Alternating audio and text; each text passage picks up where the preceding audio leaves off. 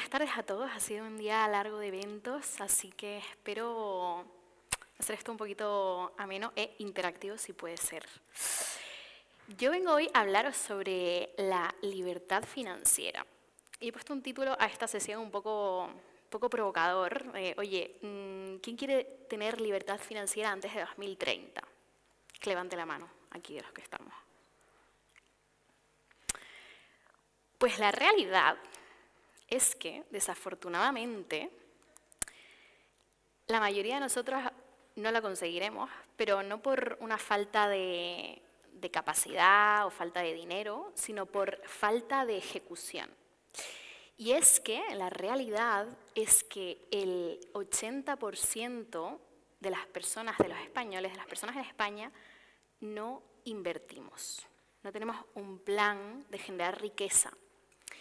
Y yo siento que en el colegio, en la sociedad en general, se nos ha educado mucho sobre pues tener una carrera profesional, sobre tener un sueldo, sobre conseguir objetivos profesionales, pero no se nos ha enseñado a generar riqueza sostenible.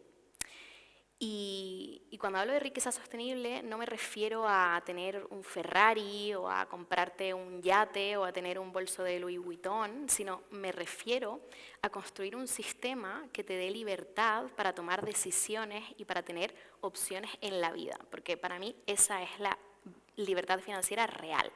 Tener la capacidad de tomar tus propias decisiones y trabajar porque te gusta tu trabajo, que estamos como muy desconectados de ese concepto. Siento que hay una percepción, un sentimiento de la sociedad, ¿no? de tengo que trabajar en lugar de elijo trabajar, más allá de la compensación económica. Y para mí esto es el conseguir la libertad financiera, tener un sistema de ingresos pasivos que te apoyen más allá de la dependencia de un sueldo, que es lo que la mayoría tenemos. Entonces, ¿dónde está la desconexión aquí? Pues la desconexión está en la falta de ejecución, la falta de hacer. Podemos hablar, y hoy os contaré cosas, y el método que yo utilizo con mis alumnas, sobre todo porque me dirijo generalmente a mujeres, y no porque los hombres inviertan, sino porque las mujeres todavía invertimos un poco menos, pero sí que siento que hay también siento no, lo dicen los números, que hay un gap y una brecha salarial y una brecha de inversión también de género ahí. Pero bueno, vamos a hablar en general. Entonces, como decía, el 80% de los españoles no invierten y el 95%, no solamente de aquellos que sí que invierten alguna vez, no mantienen su estrategia de inversión a largo plazo. Que al final, yo siempre de lo que hablo y siempre de lo que hablo cuando menciono la palabra inversión, me refiero a estrategias de inversión a largo plazo. Para mí todo lo demás, el trading, por ejemplo, pues son estrategias, de gambling, diría, ¿no? de apostar. Pero en mi concepto de la inversión y de la estrategia de generar riqueza a largo plazo y libertad financiera entra no hacerte rico de la noche a la mañana, sino tener un sistema de inversión que apoya y que te acompaña durante muchos años, y así es como podemos generar esto. Entonces, quería poner estos números porque en España tenemos 900 billones de euros parados, aparcados en cuentas corrientes que nos dan un porcentaje de remuneración más bajo que la inflación. O sea, que estamos perdiendo dinero cada día.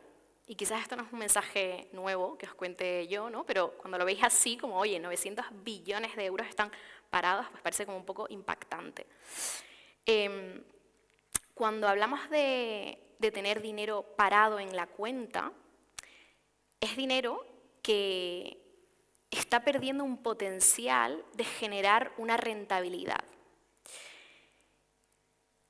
Cuando, como decía aquí, si eres mujer todavía los números son peores, pero ¿qué podemos hacer para cambiar esto?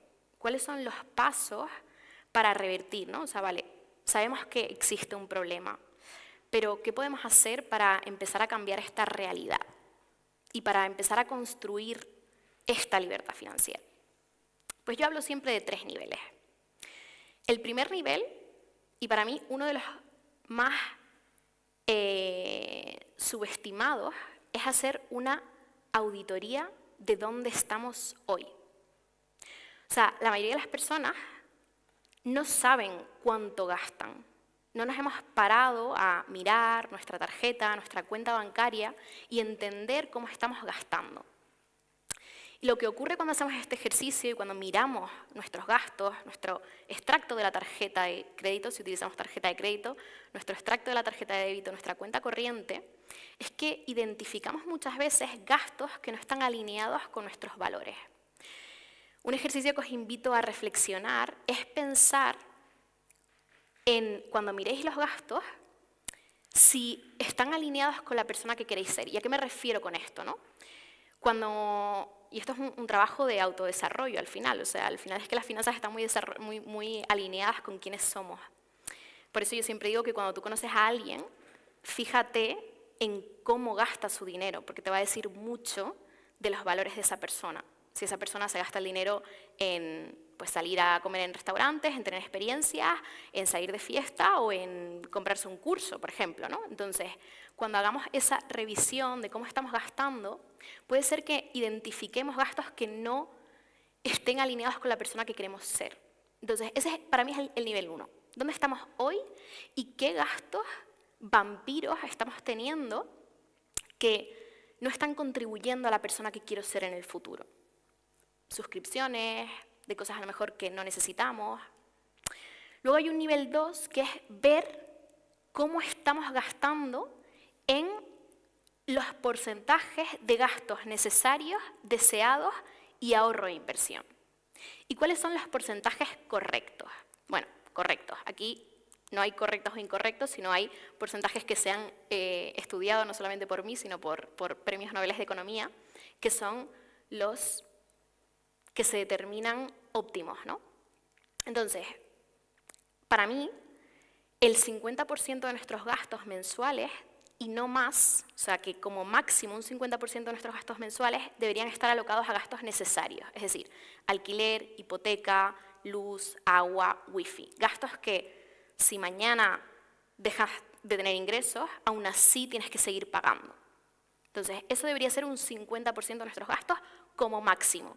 En España esto suele ser estar más entre el 60 o el 70%, porque generalmente tenemos sueldos más bajos que en otros países europeos y fuera de Europa, y los alquileres o las hipotecas pues están altas, porque mucha gente quiere vivir en España. Entonces, bueno, la ley de la oferta y la demanda, ¿no?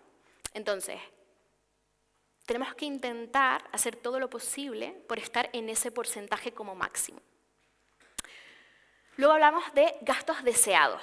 Los gastos deseados serían gastos que yo podría dejar de tener. Por ejemplo, salir a comer fuera, irme de viaje, ¿no? Son gastos que deseo hacer y yo digo que son los gastos por los que merece la pena vivir, es decir, que no tenemos que quitárnoslo, pero que sí que tenemos más margen de reducir, ¿no? O de optimizar.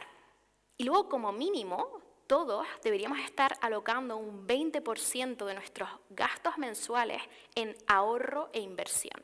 ¿Y por qué digo ahorro e inversión? Porque antes de la inversión, y esto es uno de los pasos en los que la mayoría de las personas no saben, ¿no? Yo me encuentro a muchísima gente que es como, no sé cuándo empezar a invertir. ¿Vale? ¿Cuándo empezamos a invertir? Cuando tenemos un fondo de emergencia. Un fondo de emergencia es algo así como nuestro paracaídas. Si las cosas van mal, si nos echan del trabajo, si tenemos un gasto inesperado, que muchos gastos inesperados en realidad deberíamos esperarlos. Por ejemplo, si a mí se me rompe la lavadora y mi lavadora tiene 10 años, yo tengo que tener en cuenta que esa lavadora tiene una vida útil y que a los 10 años voy a tener que reponerla. Si el coche, después de X años, lo tengo que llevar al taller, yo tengo que tener en cuenta ese gasto inesperado. Pero ese fondo de emergencia deberían ser entre 3 y 6 meses de nuestros gastos mensuales en una cuenta de ahorro. Eso es lo que deberíamos tener todos para poder empezar a invertir. Entonces, hay muchas personas que empiezan a invertir porque les entra FOMO, porque de repente escuchan un consejo de inversión Y aquí hay un paso previo que tenemos que crear, que es ese colchón para cuando, bueno, en la vida hay cosas inesperadas, ¿no? Entonces, para tener ese respaldo. ¿Por qué? Porque si no, vamos a tener que vender nuestras inversiones quizás no en el momento adecuado. Entonces, ese para mí es el primer paso. Construir nuestro fondo de emergencia. ¿Por qué digo entre 3 y 6 meses? Porque dependiendo de tu situación personal, no es lo mismo si tienes hijos, responsabilidades, hipoteca, que si estás soltero, ¿no? Entonces, también dependiendo de tu situación personal, pueden ser más o menos. Pero eso, para empezar, deberíamos tenerlo, todos. Una cuenta de ahorro con nuestro fondo de emergencia creado. ¿Qué ocurre aquí? Que muchas veces no tenemos este dinero optimizado, porque lo tenemos en una cuenta que no nos da nada, que no nos da ningún tipo de rentabilidad. Entonces, ¿qué es lo ideal? Tenerlo en una cuenta remunerada. En España ahora mismo, y esto no quiero hacer publicidad de ninguna entidad en concreto, pero ahora mismo, por ejemplo, la entidad que más da, que yo sepa, y puede ser que haya otra que yo no conozca, es Trade Republic, que te da un 2% de ese dinero. Entonces, para mí, ese sería el nivel 1. Oye, tenemos de 3 a 6 meses en un fondo de emergencia remunerado al 2%. A partir de ahí, todo lo demás deberíamos tenerlo invertido. Porque si no, el coste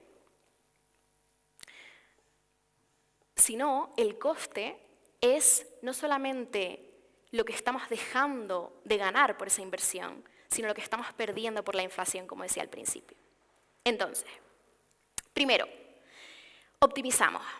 Miramos nuestros gastos cara a cara, vemos si están alineados con nuestros valores o no, vemos dónde podemos optimizar. Segundo paso, construir nuestro fondo de emergencia y ahí, y solo ahí, empezar a invertir. ¿Y en qué productos deberíamos empezar a invertir? Pues aquí hay un producto estrella que seguramente habréis escuchado, pero para mí es de los mejores productos de inversión que existen, y no voy a hablar de Bitcoin todavía, son los fondos indexados. ¿Alguien conocéis aquí lo que son los fondos indexados? ¿Sí? ¿Sí? ¿Alguien quiere explicar lo que son? ¿Alguien se anima? ¿Sí?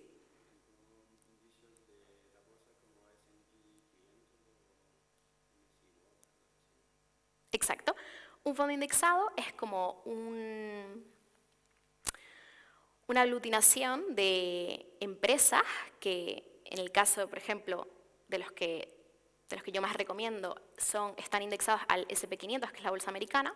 Entonces, lo que vamos a hacer cuando invertimos en un fondo indexado es comprar en proporción acciones de las 500 empresas más importantes de Estados Unidos. Es decir, si por ejemplo Apple representa un 3% del S&P 500, yo si meto 1.000 euros en S&P 500, lo que voy a hacer es alocar un 5, no sé si dije un 5 o un 3, pero el porcentaje que Apple representa al S&P 500, ahí. Es decir, que voy a tener, metiendo esos 1.000 euros van a estar súper diversificados en esas 500 empresas, en función de la valoración que tengan, que se va actualizando de forma constante, ¿vale? Entonces, ¿por qué este producto es muy, muy, muy interesante? Primero, porque es una inversión súper diversificada. Pero segundo, porque tiene unos costes muy bajos. ¿Por qué? Porque no hay un analista financiero por detrás analizando o intentando batir al mercado. Para que sepáis, el 95% de los fondos de inversión activos, es decir, en los cuales hay un analista financiero por detrás intentando batir al mercado, se ha demostrado históricamente que tienen una peor performance que los fondos de gestión pasiva, como puede ser un fondo indexado. Es decir, que sin hacer nada, simplemente metiendo el dinero en la bolsa y dejándolo, y no necesariamente teniendo que activamente tomar decisiones de inversión, tenemos un porcentaje muchísimo más alto, una probabilidad muchísimo más alta de éxito que haciéndolo de forma activa. Es decir, que es un producto, aquí viene la buena noticia, en el que no hace falta realmente saber nada. O sea, saber que existen, saber lo que son, por supuesto, siempre hay que invertir en cosas que sabemos, pero no hace falta saber mucho más allá de eso. Por eso, a mí me parece uno de los productos más interesantes de inversión para empezar y para cualquier persona. Entonces, ¿qué ocurre? Que cuando empezamos a poner esta estrategia de, oye, voy a empezar a mirar mis gastos, voy a alinearlos con mis valores, voy a construir mi fondo de emergencia y voy a empezar a invertir, hay una parte, eso es como, digamos, vale, algo que podríamos hacer todos mañana, ¿no? Pero mucha gente me viene y me dice, Yale, pero es que claro, es que no me queda dinero al mes. O sea, yo me gasto prácticamente todo, tengo responsabilidades y luego, ¿cómo puedo meter más dinero, por ejemplo, a los fondos indexados? ¿Cómo puedo invertir más? Pues aquí llega otro paso que también nos falta mucho en nuestra sociedad y es aprender a expandir y a tener diferentes fuentes de ingresos. A mí me gusta hablar de los 6 pilares de la inversión, o de los 6 pilares, más que de la inversión, de la generación de ingresos alternativos, más allá de nuestro sueldo. Nuestro sueldo es el dinero que ganamos por nuestro trabajo activo, por nuestras horas despiertas. Pero, ¿cómo podemos acceder a otras formas de generar dinero alternativo más allá de nuestro sueldo? ¿Hay alguien que se le ocurra alguna idea más allá de esto, ¿no? O sea, más allá de la inversión en bolsa, que es como la más directa? ¿Hacer dinero de? Ok. Claro, en España es muy raro esto. Es como que tú tienes un trabajo y ya está. Y no, o sea, no exploramos más allá, porque otras cosas podemos estar monetizando. Y llega un momento de nuestra vida que a mí no solo me parece una oportunidad, sino casi que una responsabilidad con la sociedad de devolver aquello a lo que nosotros se nos da bien. Todos nosotros tenemos algún talento, tenemos algo que se nos da mejor que a los demás, siempre, mejor que a la media. Y no tenemos que ser perfectos en eso. Yo siempre digo que el inicio de la inversión, la perfección es el enemigo de lo bueno. Nunca vamos a ser perfectos, a saberlo todo, pero siempre vas a saber un poco más que alguien de algo. Entonces, ¿por qué no capitalizar eso? ¿Por qué no diversificar nuestros ingresos en cosas que pueden generarnos ingresos alternativos y además que nos puede dar mucha satisfacción personal? Como por ejemplo, enseñar alguna habilidad que sepamos. Como por ejemplo,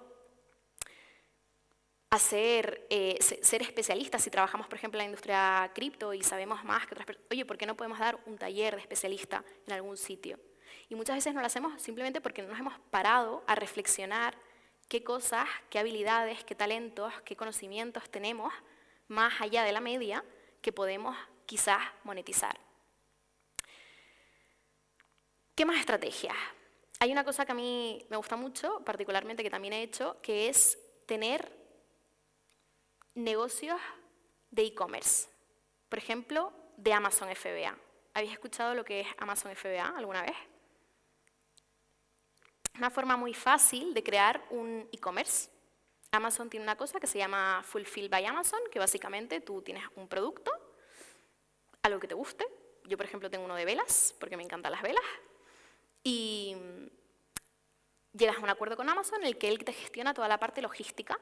Tú simplemente pues, pones la mercancía, llegas a un acuerdo con un fabricante.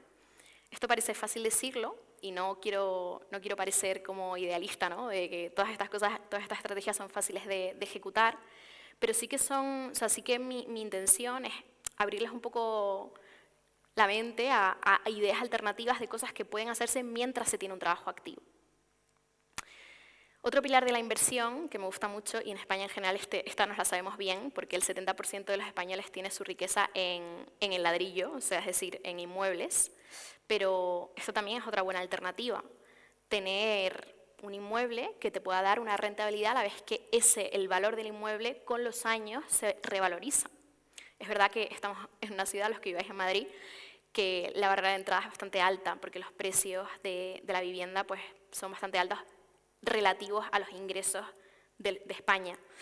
Pero hay muchas veces que no pensamos oye, y si en lugar de comprarme un piso en el centro de Madrid o en una zona que el precio por metro cuadrado está muy alta y que quizás me vaya a costar mucho, voy a tener que apalancarme muchísimo para acceder a ello, pues irme a las afueras o irme a otras ciudades donde quizás esa barrera sea más baja. Otro pilar de inversión, y para mí uno de mis favoritos, es la compra de pequeños negocios tradicionales. Hay una cantidad de riqueza en generaciones anteriores, generación de los boomers, que se determina, más o menos se calcula que hay unos 3 trillones de dólares en manos de la generación de los boomers que nunca va a llegar a las generaciones siguientes, porque están en negocios tradicionales que funcionan, que llaman blue collars en Estados Unidos, pero que no son sexys, no son una startup, no es nada de lo que, no es una startup de inteligencia artificial, que es lo que se lleva ahora, sino que son negocios quizás pues que ya sus nietos, sus hijos, no quieren tomarlos, no quieren heredarlos porque no les parecen lo suficientemente sexy, ¿no? Entonces,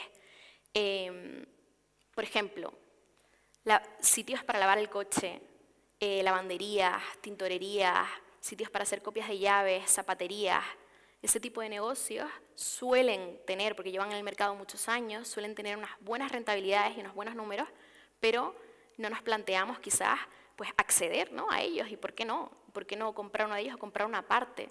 Y aparte muchas veces pensamos, oye, ¿cómo voy a tener dinero para acceder a un negocio así? Pero realmente yo hablo con muchos empresarios que estarían encantados de vender su negocio simplemente por mantenerlo, simplemente porque no quieren que sus proveedores y que sus clientes se queden sin el servicio, porque no quieren tener que echar a sus empleados a la calle y que prácticamente regalarían el negocio. Esto está pasando mucho en Japón ahora. Muchos negocios que se están regalando simplemente por mantenerlos abiertos, por la pena de que tu trabajo de toda la vida pues vaya a tener que desaparecer. Entonces hay muchas oportunidades, y ahora más que nunca, y en mi opinión van a seguir habiendo en los próximos años, de acceder a ese tipo de negocios. Y eso es algo que, aunque tú necesariamente no tengas que operarlo porque te dediques a un trabajo más cualificado, pero que puedes tenerlo en tu portfolio para generar otro tipo de fuentes de ingresos alternativos, de ingresos pasivos.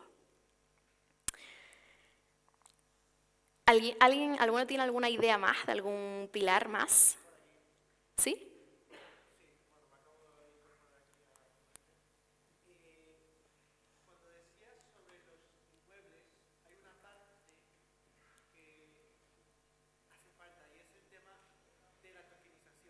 Mm. Básicamente, bueno, por ahora no tenemos aquí en España, o quizás sí, no lo he conocido yo, pero en muchos países hay ya tokenización de metros cuadrados. Bueno, tokenización, no sé si conocerás el concepto, seguro que sí, Sí. lo podrías explicar más, pero que tú puedes comprar por medio, no sé si el sistema, no estoy muy enterado, pero creo que el sistema cripto, y que tú puedes comprarle a X propietario o X propietario de un gran edificio o una futura construcción una cantidad de metros cuadrados. ¿Para qué? Para ayudar a financiar ese proyecto, o que ya directamente te puedas tener eso y que pues sea más accesible al mercado, se puedan vender más baratos o no, y tú al final pues puedes sacar una rentabilidad a esos metros cuadrados que compres como tal. O sea, no tienes que comprar el piso entero, no tienes que comprar el edificio, nada de eso. Tú compras tus metros cuadrados y obtienes unos beneficios. Total, sí, sí. Y luego que también pues esto funciona con la energía y con otros sectores, que es casi como de acciones, pero en este caso de una propiedad de una materia que pues obviamente se compra porque se revaloriza el tiempo. Aquí mi amigo Paul pues tiene también proyecto de tokenización de energía. Súper, total, sí, sí, para mí es uno de los grandes casos de uso de la tokenización, ¿no? Porque son activos que es muy difícil acceder a ellos porque tienes que tener un dinero, ¿no?, un down payment, ese porcentaje inicial. Entonces la tokenización permite compartir la inversión entre otras personas y que tu apalancamiento sea más bajo y que, bueno, por lo tanto también tu riesgo baja, ¿no? Y que no tengas que tener, como muchísimos españoles, oye, pues el 70% de todo mi portfolio en inmuebles, sino, oye, pues poder bajar ese porcentaje y el resto, pues quizás tenerlo en otro tipo de activos que sean más líquidos, ¿no?, que un inmueble. Entonces, totalmente, es una forma, o sea, la tokenización de inmuebles es una forma de canalizar y de simplificar o de bajar la barrera de inversión a real estate. Total. Bueno, esto ya lo comentamos. Vale, entonces, hay un pilar que me falta que no podría no mencionar porque estamos en una conferencia de Bitcoin, que es, pues, Bitcoin, ¿no? O sea, Bitcoin es un activo que para mí es, bueno, pues probablemente no, seguro que el mejor proyecto que nos ha dejado la tecnología blockchain y que es una reserva de valor que, por supuesto, que nos contribuye, y aquí todos seguramente seáis expertos en la materia porque para eso hemos venido a esta conferencia, pero contribuye a evitar esa devaluación de la moneda por la inflación, ¿no? O sea, al final el Bitcoin es una reserva de valor, como es el oro o como ha sido el oro durante muchos años, pues ahora el oro digital que llaman, ¿no? Porque cuando compramos y los que somos entusiastas de esta industria y pensamos y creemos que pues cada vez se va a revalorizar más, es una forma de evitar esa pérdida del valor del dinero, simplemente dejándolo en la cuenta bancaria. Entonces, con este mensaje no pretendo generar ni causar bueno, desesperación de que mañana tengo que ponerme, porque muchas veces pasa eso, que doy un taller o doy una clase y la gente le entra al FOMO y es como mañana ya tengo que empezar a hacer un montón de cosas y no se trata de eso, pero sí que se trata de empezar a poner una primera piedra. Como he dicho al principio, la mayoría no va a conseguir esto por falta de ejecución, no por falta de conocimiento. Estamos en la era del conocimiento, el conocimiento es accesible a todos. Todo lo que he dicho yo hoy lo podéis encontrar, se lo podéis preguntar a Claude, y Claude os lo va a contar seguramente mejor que yo. Pero lo que nos falta es ejecutar, es hacer, es poner esa primera piedra. Entonces, animo a todo el mundo pues, a hacer esa evaluación, esa valoración de cómo están nuestras finanzas hoy, cómo estamos gastando, y priorizar. Y priorizar, repito, no porque tengamos que conseguir un tipo de riqueza o porque queramos cambiar de vida, sino porque la vida es inesperada, no sabemos lo que va a pasar mañana. Pero si tenemos y construimos nuestra libertad y nuestra diversificación de ingresos, siempre podemos ser dueños de nuestras decisiones.